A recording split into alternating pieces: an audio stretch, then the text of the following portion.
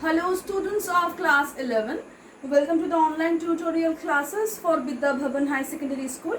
This video is for class 11 nutrition and the chapter that I will continue today is the carbohydrate. This video is part 9. In the previous video, we learned about the difference between amylose, amylopectin and then 1,4,1,6 glycosidic linkage structure. Today I will start with the functions. It is a very important part of the carbohydrate. So the functions usually come for 5 marks question as well as 7 marks question. Usually it comes for 5 marks question. Then you have to elaborate all functions properly and then you can write, and then only you will get the full marks. So the first function is the source of energy. So you all know carbohydrate is the main source of energy because 1 gram carbohydrate can give 4 kilocalorie energy, and it is the main energy source of our body. Usually the major source, and RBCs are particularly dependent on glucose, and it is also indispensable for the maintenance of the functional integrity for the nerve tissues and under the normal circumference. So the sole source of the energy of the brain and for the muscles also. So that is why according to the energy producing factor, the carbohydrate is very important. The next is protein sparing effect.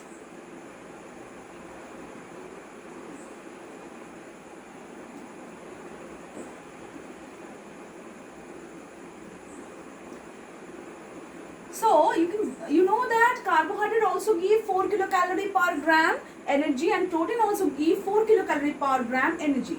But still carbohydrate have some functions that it can spare protein to do their proper functions. Like the protein's function is bodybuilding, the carbohydrate function is energy production. So if the protein is also using for the energy production, then who will build the body, who will maintain the body? So that is why carbohydrate does the thing that it spares protein for maintaining the body, and it uses itself to produce the energy. It is called the protein sparing function or protein sparing action of the carbohydrate. The next is anti-ketogenic effect.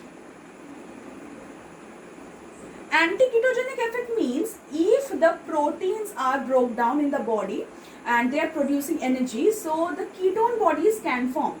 So the ketone bodies are actually very dangerous. Okay, their metabolism due to this mainly for protein metabolism, the ketone bodies form. This will require more fats for the beta oxidation of the body, and acetyl-CoA molecules as produced as a result.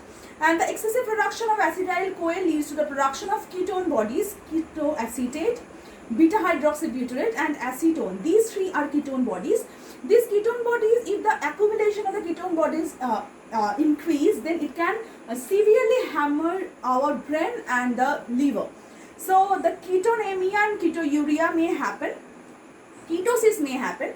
So that is why the protein, this keto and carbohydrate acts as the anti-ketogenic effect, anti-ketogenic factor against the breakdown of the protein, you can say. Next, synthesis of ribose. So ribose are the genetic material, and you know in the structure of the ribose the sugars are attached, or in the structure of the DNA actually ribose are attached. So it is very important factor, the carbohydrate is very important factor in the formation of the genetic material like DNA and RNA. Next, conversion of fat.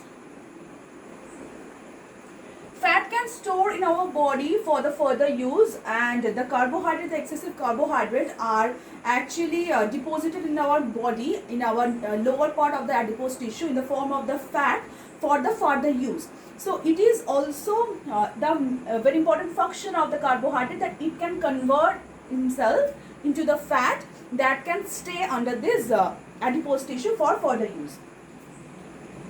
Next, promotes growth of desirable bacteria.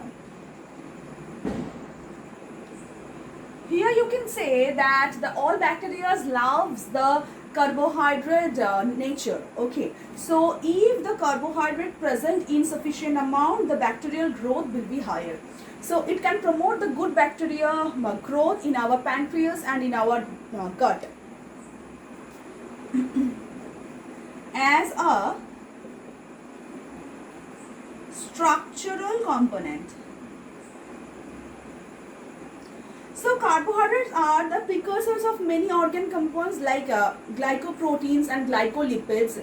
These are the conjugated with lipid. The glucose is conjugated with the lipid and the proteins. So these are the basic constituents or basic structural component of the many organs. So here the carbohydrate is also acting as a structural component of our body. The next is synthesis of amino acid.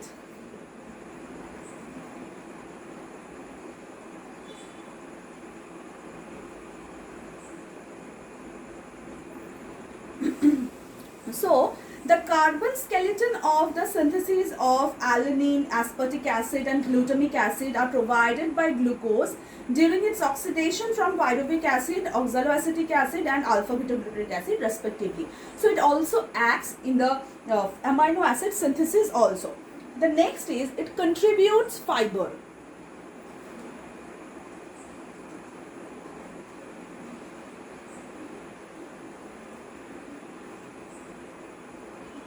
So, it can give a good amount of the fiber in the body, as the fibers are, food fibers are also the parts of the carbohydrate.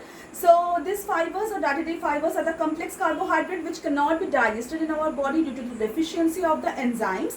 Still, it has some gastrointestinal functions. It used to help the to become easier our bowel movement, and it can release the short chain fatty acid. It can help to not to accumulate the bad fats in our body. So it has many functions in our body. So it can contribute the fiber. It is a very important part of the carbohydrate. So there are more some other functions, others.